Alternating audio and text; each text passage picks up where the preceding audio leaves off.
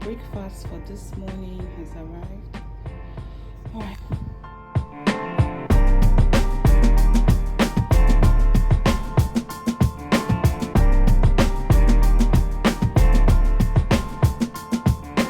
Hello guys, so welcome to a continuation of my vlog. I'm about to have breakfast now. Let me show you what that looks like. Let me show you my breakfast spread. Can you see it? Okay, so I'm about to have breakfast and I just thought let's chit chat while I try to eat something before our session this morning. Our session this morning is for what's the time? For 9:30. I'm running late. Best believe your girl is running late already. Well, I must get food in first.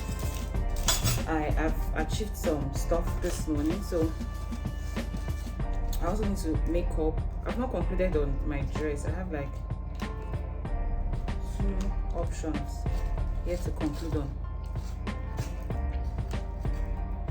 Best believe your girl is already running late. I'm running late, seriously late. But then I have to eat. Like, I really just have to eat. I really just have to eat. So guys, what are we talking about today? I just thought, recall that the last time Favour, my friend, this is nice. This whole place is a mess.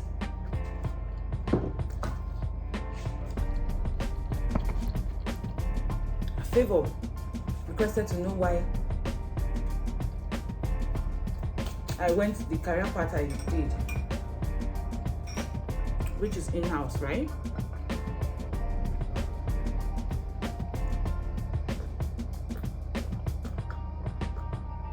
I'll tell you guys why.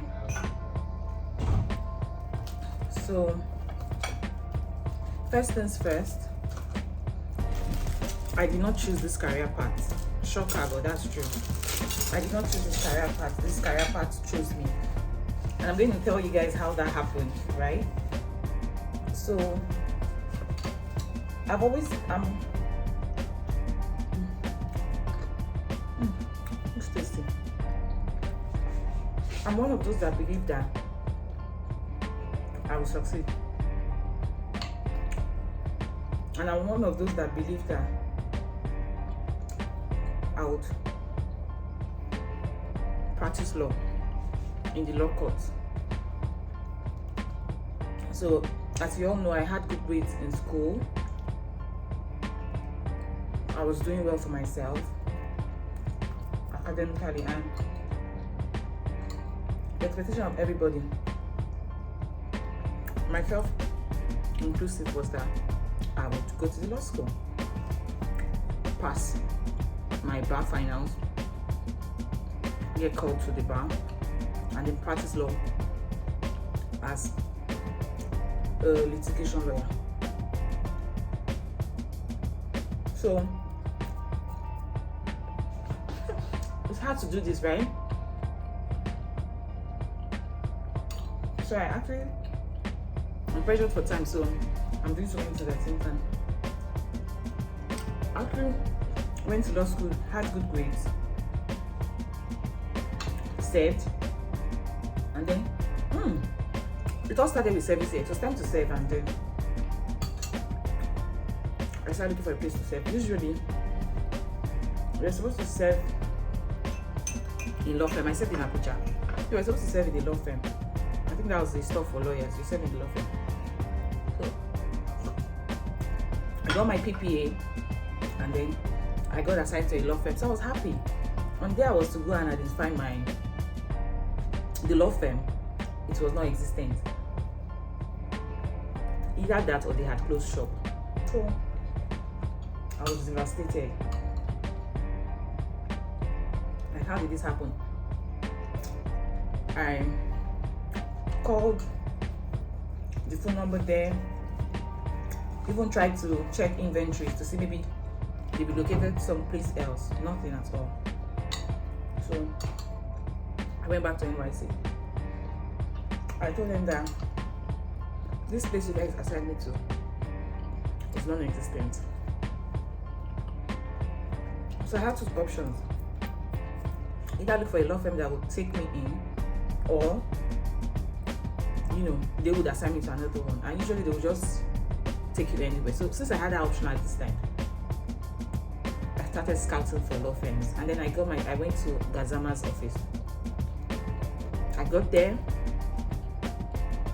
I met the secretary. I think she's still on my contact today. I don't know if she even remembers me. Anyway, I met the secretary there. I spoke to her. She was on my reply. Oh, drop your CV, come and see the HOC, blah blah blah.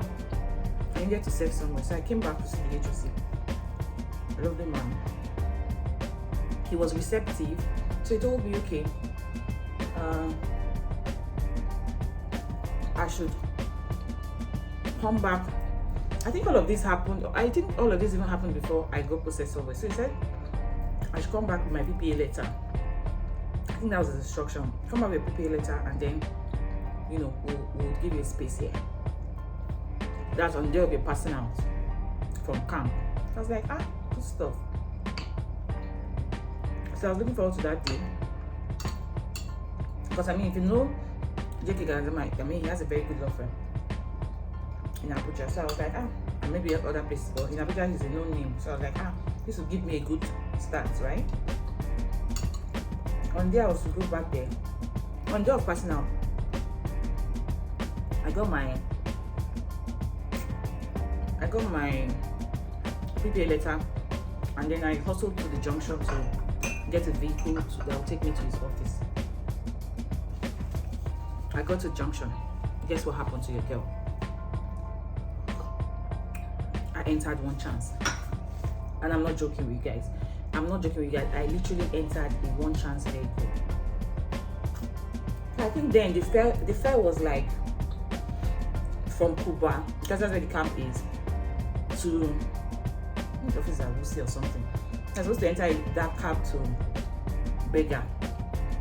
And let's say the fare was like I can't remember, but let's say the fare was like $200. The guy came. There were a number of people at the junction because it's passing out. The people are there, their family members are there, so it was a busy junction that day. Then the guy said we should come in and maybe to pay $300. I didn't mind. The goal was to get to his office early enough, because he said I should come early because it's first come first serve kind of thing. But my plan was to get to his office early enough. So I was like, extra 100 naira will not kill me. And then I went to his office. No, sorry. And then I entered the vehicle. And then I think I was the only one that entered. So, and people were like reluctant, like, how would you charge that much? But me, I was like, I'm going somewhere. I need to reach there on time. So I entered, and then it was a one chance vehicle. And then they wasted my time. Long story short, they started talking about $1. You know how they do all this stuff. $1 here, once in here. Don't call anybody, because I was picking my phone to place a call, like to my husband now, my then boyfriend. I see what these guys are saying. I didn't even know it was one chance. So I'm going to see what these guys are saying. No, I don't know, concern me. I just want to go. But I don't make a call. Want to. So at the point it was getting all too fishy. I just said, you know what? I need to come down now. They had taken another turn that was not even on my way. I said, you know what? I need to come down now. They're like, no, let's get to the place where do you want to go and report this guy to this? I don't believe everybody was involved in this thing. Let's get to where we're going to first. They will know how I want to settle. I said, you and who settle what? Okay? If you don't. So, true to it, I came down and then I found my way. I just immediately took a drop, like a proper taxi, to Gazama's place. This thing I'm saying, I've wasted like extra 1 hour to 2 hours for a journey that should not take more than, say, 30 minutes. I had done 2 hours. guys, I got to Gazama's office. Here his secretary was. I mean, the lady had already known me, so she was like, oh, okay, you're here to submit your stuff. Okay, HOC is around. That's head of chambers is around, so you can see him now. And I just met him at the lobby there. I was like, I remember you. I said, yes.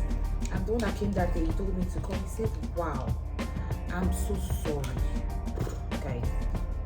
I'm so sorry. I was keeping that slot for you. Whether he was being truthful or, you know, well.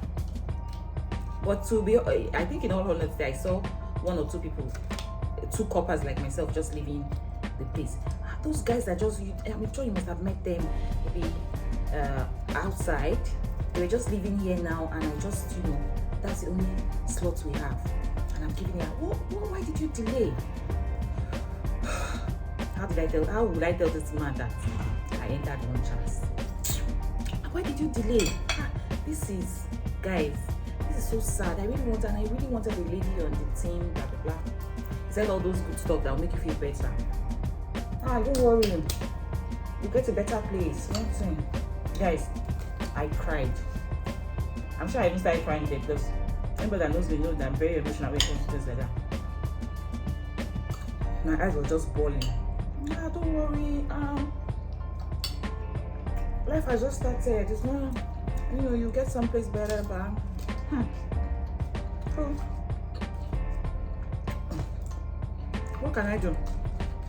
I left him. I think I tried to plead, and he was like, I really wish he could help, but there was nowhere. I even asked if he could recommend other places for me. Oh yeah, go to Kano at their base office, drop it, or I think he recommended one or two places, in all fairness. So I went there. I mean, this was had nothing with me. And so they're like, there's no space here, there's no space here. Of course I was frustrated. So I went back to NYC. If you know me very well, once I have an issue, all the people that are close to me, they're in trouble because I would talk. I think that's how I get it off my body or off my mind. So I would just keep talking. My husband, or then my boyfriend, my mom, my sisters, everybody literally. So I related the message to my mom, my boyfriend, my sisters, everybody. Everybody was, oh, sorry, there's a mirror here, that's why I'm looking here, sorry. Okay. I did all those good stuff, and everybody was like, oh, I'm so sorry. How can we help? So my mom remembered that we had a family friend. That was the, God rest his soul. It was the, I think it was the GC, or he was a big man in one of these government parts. I don't want to mention the name. My mom called up the wife to speak to her husband, so I don't meet them. I mean, the head of it was in Abuja, so you just get the place to first save, right? So, because NYC was just going to push me anywhere, at this point I had become leftover, so they really did not care about me. They would have just tossed me anywhere.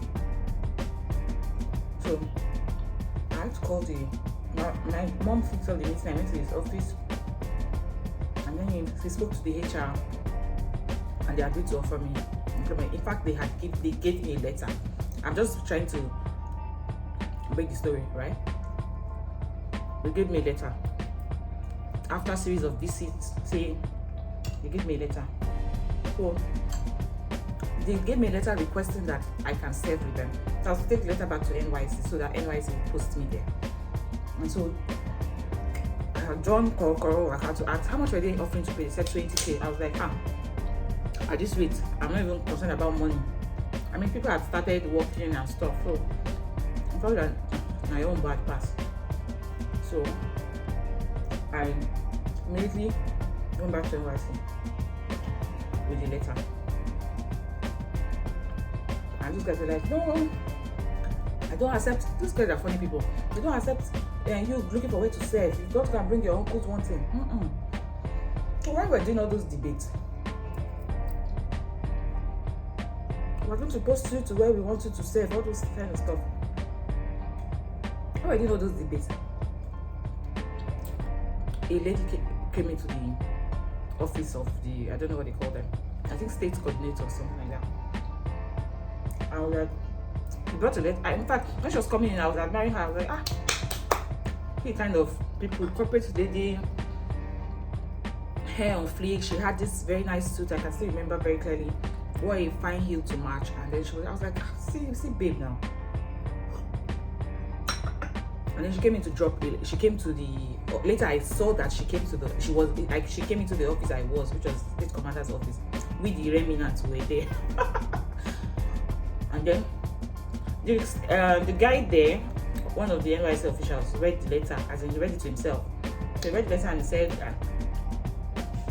I think after reading the letter, he then asked, the lady was standing right there, then asked, who is a lawyer here? Guys, I was depressed in my spirit and soul and body. So in my head, I was like, I hope you guys are not looking for who will come and make photocopy of this letter. I don't even know why that came to my mind. How people are not looking for somebody you want to go and send to go and buy something downstairs or something like you guys are annoying me. So that cannot even be my issue this today. So I didn't even raise up my hand. One lady raised up her hand. One lady raised up her hand and said, "Oh, I'm a lawyer. So okay, go and speak with this woman." That's when it dawned on me that, guys, this is nice. That's when it dawned on me that the lady that came was looking for a lawyer. So I was like, Barbara, you are still here. You still miss this one again. Well, I just heard her say, oh, you're a lawyer, okay. When we called to the bar, and they said, oh no, she has not gone to law school. That she just finished youth service. She's just going to law school. But I had been called to the bar. I'm just going for youth service. So it was like, right? So she wanted to go for youth service and then go to law school later. For me, I had gone to law school, passed the law school, been called to the bar, and then service. I said, oh no, I'm sorry. I need somebody that is already a lawyer. As my ear said, Barbara, this is God's second opportunity. You better don't miss this. Immediately, I just stood up, guys. I said, oh, I'm a lawyer. I'm a lawyer, ma. Said, oh, nice. Guys said, just go outside with her, go and discuss. I went outside. And she spoke, oh, she's a lawyer in Bajti, blah, blah, blah. It's an insurance company here in Abuja. And then, am I interested? Guys. I said, yes, very interested. At this point, money wasn't even a problem for me. I was like, let me just find somewhere to put my body. Since these guys were rejecting that letter from that government agency. And the thing with government agencies, once you are done with service, you go. There is no space for you anywhere. So, except by luck or something. Guys, sorry I'm talking to you guys and food is in my mouth, but that's the only way we can achieve this thing today, because I've already paid for my issue. I pray I don't get to pay for it. For my event. So I was not even concerned about money. She said, okay, come to the office tomorrow, come with your CV, come with your this, come with your that, your customer certificate, your this, all your credentials, come with them. And we'll discuss. So I was like, give me her address. She gave me her business card. And then she went. Nice stuff.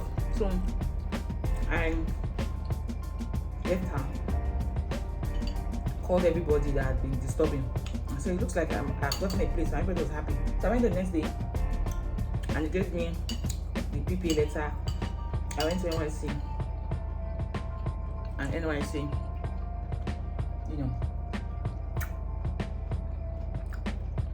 approved that PPA for me. And so I now found, guys, God is good. I now found out. I told you that the government agency were offering me 20K. The pay I was going to get in this place was more than that. Was more, as in, without even stressing myself to negotiate. The pay was more. So that was like, boom, a plus for me. So God literally kept this one for me. This was my own. I didn't have to stress. I mean, by no luck would I have walked into that place and asked if they needed a video officer or something. So God literally brought her, particularly for me, and then I got the job. So that was how I switched to corporate.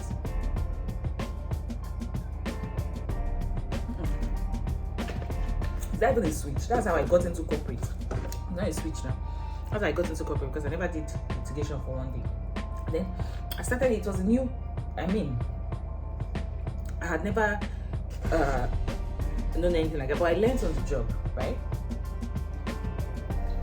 Fantastic boss, fantastic people, guys. I said, in fact, when people were, God is too intentional, but when people were out of service in, I think that was October of that year, was when service came to an end. I was still working, guys. They told me not to go. Yeah, you can work till December, as you know, you can work till 1 year, because I think I started in January. Yeah, so they were saying, you can work till end of January. That's a whole 1 year. I mean, or if you want to go, you can go. So I kept on working. When people were done with, I think people were supposed to stop service, stop work in September, and they prepare for passing out or something for the remaining part of that 1 month. I think for October. Excuse me. I was still working. I only took some days off from work to go prepare for POP. After passing out, I came back to work. I was earning a living. So when all those guys that went to government agencies, other places, they had said that, they were like, thank you, thanks for coming, bye bye. Barbara was still working and earning money. So I did that. When people would call me up and be like, let's go here, or I'm still working. You're still working. Service year has ended. I said, well, it's my call. So when I got tired, I felt like I had not seen my family in a while. I needed to go to Lagos to go see my family. Remember, I was serving in Abuja. I told them that I was done with service. That was beginning of December or something. And then there were some issues that were choking. So I was like, I need to just leave. So I left. I went to see family. By January, my body had calmed down. I needed money. So I was like, I need a job. Of course, I started applying like every other person. And then I was still in touch with my people that's Finn. And long story short, I got called back to come and still assist the head of the team. So I came back, another portfolio was added to me. I came back as a contract staff here. My salary increased, like I started earning ×4 of what I earned as a copper, as a contract staff. No, ×3, or ×3 and close to ×4 sharp of what I was earning as a contract staff, as a copper. So I got a good start. Like I was earning more than a lot of people I knew. So my contract was for 1 year. After that, they'll review it, and if I do well, they'll continue and stuff like that. Guys, after 6 months, when I say God is good, God is good. After 6 months, these guys wrote me back. I remember I was in church that day, Wonders of Worship in Christ the King, Kuba. I can never forget that day. It was a Wednesday. I got a letter in my box. It was a letter of full employment as a staff. So within 6 months, what I was supposed to do 1 year, and then they review for another term of 1 year, I got, although that's another story entirely, but yeah, I got confirmed within 6 months as a full staff of the company. So that's how I moved from NYC to contract staff. Even as a contract staff, I was earning more than some people I knew that were full staff in places. Contract staff, and then full staff, and I worked there in total 7 years plus, almost 8 years. So that was how I found myself. And when I became a full staff, another portfolio was added, which was compliance. I don't know, but compliance was just coming into the legal space then.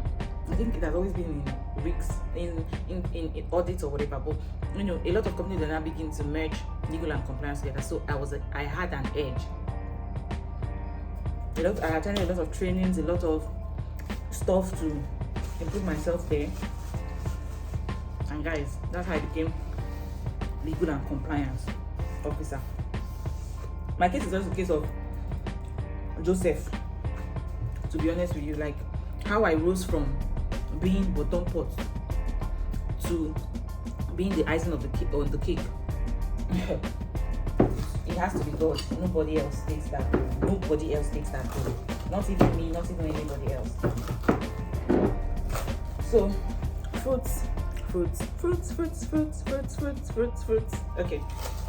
Barbara, I'm joking. I can't even be serious. I can't be serious that I'm still sitting down here. Okay, so we did that. Now, I'm going to drive home some points that sometimes our plans are not our best plans. Sometimes our good plans are not the best plans.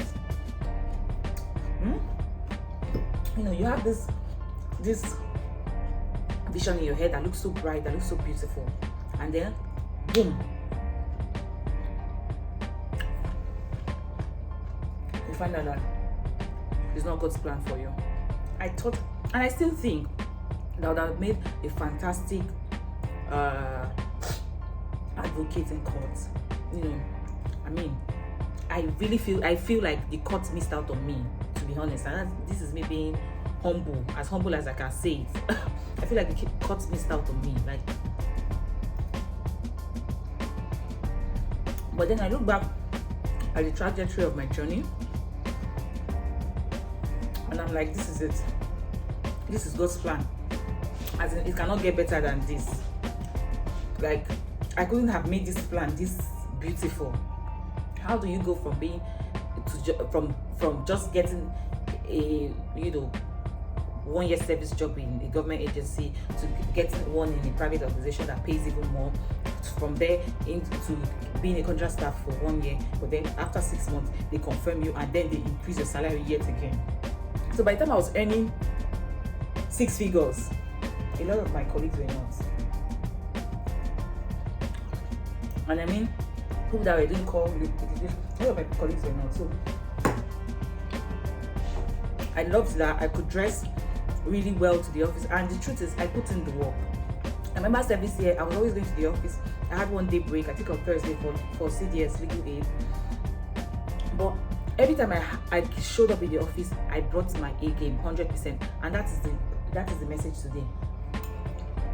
I didn't work like I'm a copper. I heard a lot of people say things like, you should do. I just a copper here. Very soon you will come out. This won't be all this too many work, or doing too much. A copper. This is not your place. That kind of thing. But I didn't work as a copper. I worked like I was part of this. You would barely come in as a customer of the company or as a client and think that, oh, this babe is a copper. You would not know. Somebody would have to tell you that I'm a copper for you to know I'm a copper, because I was dressing the part, I was looking the part, I was delivering on the job. I was professionally, I had started my exam then to become a chartered secretary and administrator. So I was doing all these many stuff that a lot of my mates were not doing. Improving myself. Good 18, my office was close to the MD's office. The legal office was close to the MD's office. So he would pass that place 100 times. So it was difficult for people not to look. I mean, everybody needs access to the MD. So people will always pass there. So they would see me. The MD himself would pass there. He would see me. Oh, Barbara, how are you? So I was getting noticed. I know. I need to actually start dressing up now.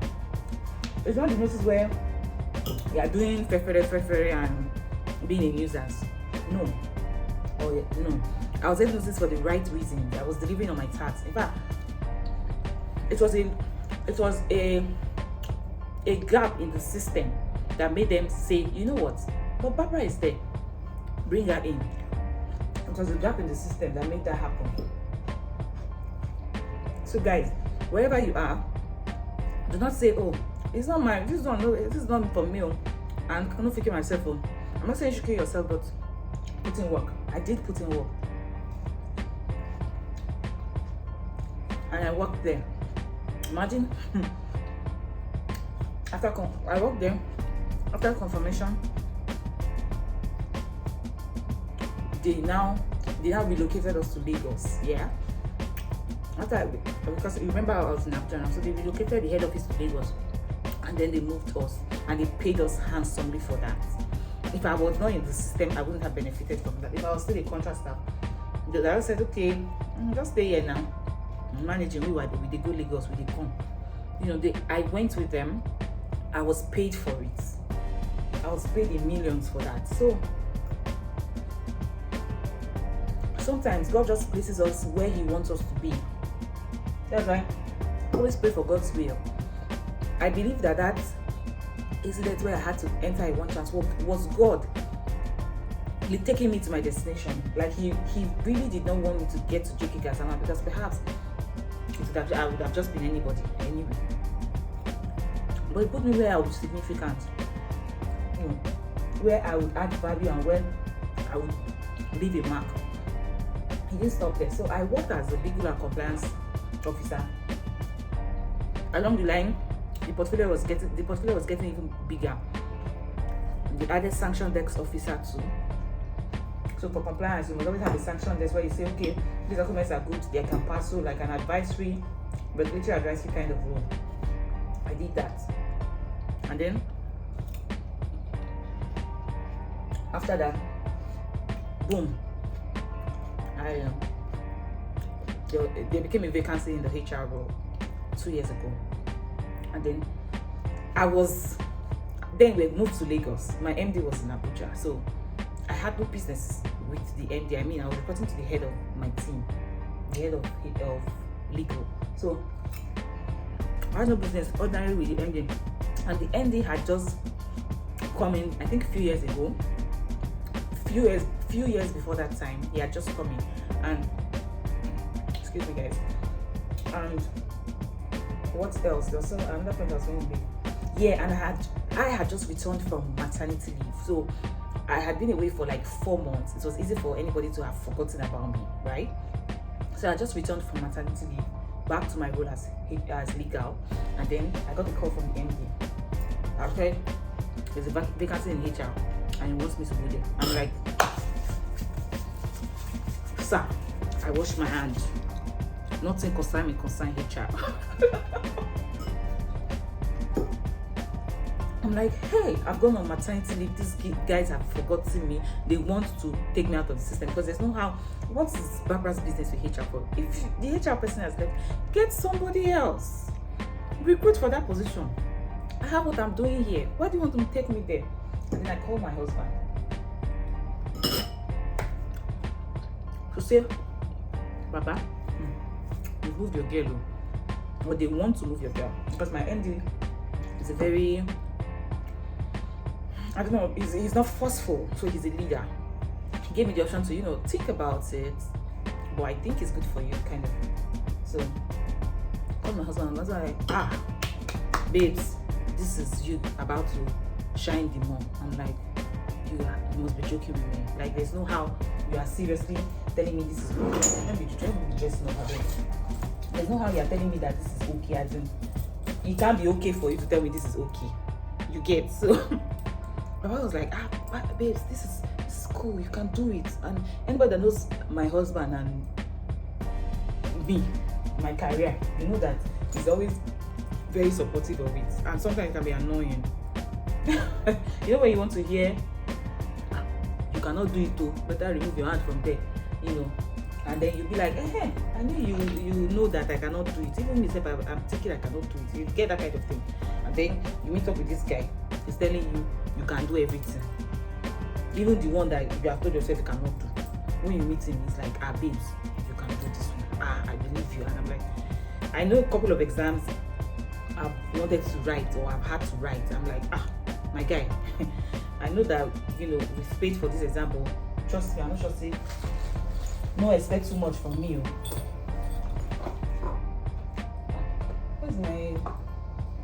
Where's my ring, you? So I'm looking at it, I'm like, don't expect too much from me. And Baba is like, I'm coming, guys.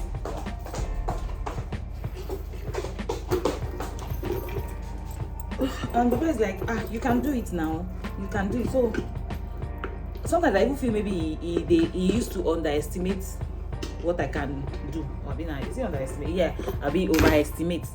No, I feel he underestimated. Like when I was writing one exam, I was like, for you to think that I will pass this exam, you really think that this exam is a joke? I'm talking of serious something. You're telling me I can't do this stuff. Baba is always like, you can do everything. So that was it for me. You know, he told me, oh, it's cool. I spoke to, you know me, my mom, my sisters, everybody. They're my guys. So making up, please. So I need to wear my dress first. Let me pause this video. I need to wear my dress first. Guys, I'm running late. No matter what, 30 minutes late is even permissible. When it's already going to 1 hour, that's the problem. I don't want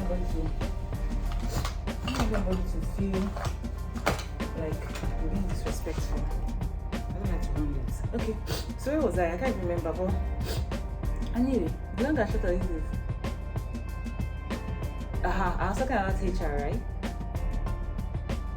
Please, I'm not a professional makeup artist, so take me for how you see me.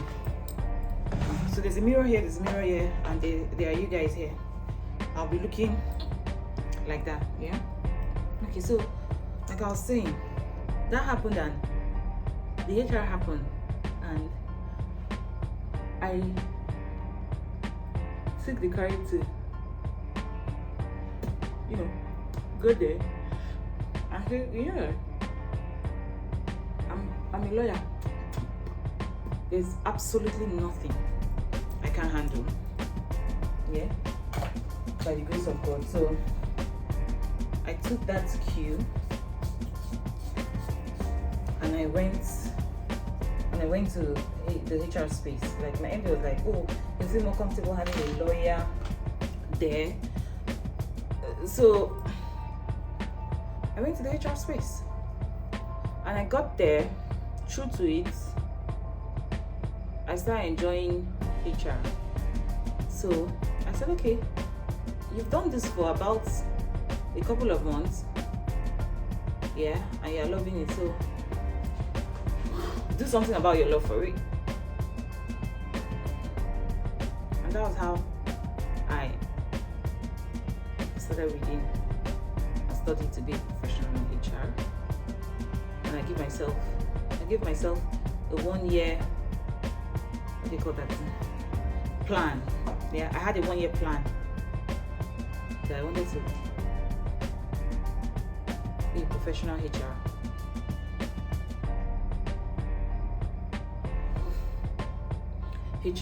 What's it called?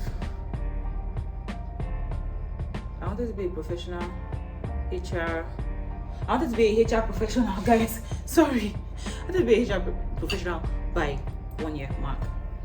And I was able to achieve it. It was taxing. I'm not sure I'll ever do that kind of reading again. Because, okay, then I was already a certified company secretary. So I had some exemptions that were applied for me. So everything was just God's orchestration, because if I did not have that, if I did not have that professional certificate from HR, I possibly would still be writing my professional certificate from chartered secretary. I possibly would still be writing HR exams by now, because I now got some exemptions that accelerated my exams or the courses I had to take. I wrote 5 diets. I wrote 5 courses in every diet. That was get to. Like, that was real get to. Yeah, so I wrote 2 diets. I was supposed to write at least minimum of 3. But because I had that HR professional certificate, where did I keep this thing again? I wrote just 2 diets of 5 exams each. And guess what? Your baby failed one.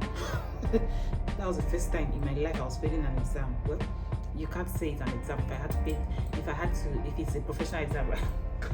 That's me saying I've never failed before. Well, I failed that. I had a carryover in that course. I was like, you got to be kidding me. I wrote the legal professional exams for company secretary, and I passed all my papers. I wrote the almighty CFM, and I passed it. One sitting. How dare you, HR, give me an F? Guys, I wrote the receipt. That was sign me. I wrote the receipt though. I wrote the receipt. It's not this one you are saying. Your girl wrote the receipt. All those ones are not. I wrote the receipt and I passed. I passed in flying colors. Thank Jesus. Guys, this is not my normal makeup routine. This is an abridged version. Just so that I get my ass out of here before I start getting calls left, right, and center. 1 minute, guys. Doing nonsense on my face. So that's how I went to transfer, and I was able to achieve that. So the issue of the matter is, when I sat down on that desk, I didn't sit down anymore as a legal person. As everyone say, hey, she made that mistake now because she not could read HR before now. Law she read. That make her do nonsense. You get? So nobody could. Even though somebody tried to, try and say, oh, I thought you were a professional, but God still just made me have all these things, and I'm better off with them. This is a makeup now, wow. But I mean, you're already like, I should be out of here in 2 seconds. I think I look fine now. Try and take some fruit again. That's how God saved my asshole. And then I spent the total years I spent. I'm thinking this is to open.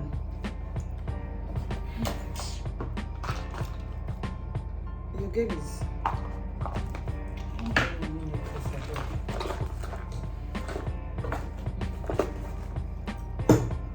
Of pecking, hugging, and kissing. So let me try to perfume my husband bought for me. Guys, just shout the acting like you don't even see me because I'm just doing nonsense.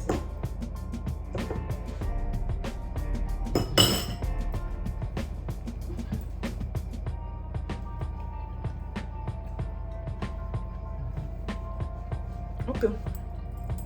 So guys, that's how I did that, and I resigned in January this year. So I think I will show you guys my resignation vlog after this. I tried to, then I had not started YouTube, but I tried to get some clips because I knew that YouTube was something I was going to do, and I wanted to share with you. So now that I have established that this was God's plan, not my plan, and I'm loving it, to be honest, I wouldn't want it any other way. Let's show you guys how that plan went. So thank you so much for watching. Love you guys, love you. Please don't forget to subscribe, like, give this video a thumbs up, and watch out for the next one on my resignation. Thank you. Let me go join my colleagues. Bye.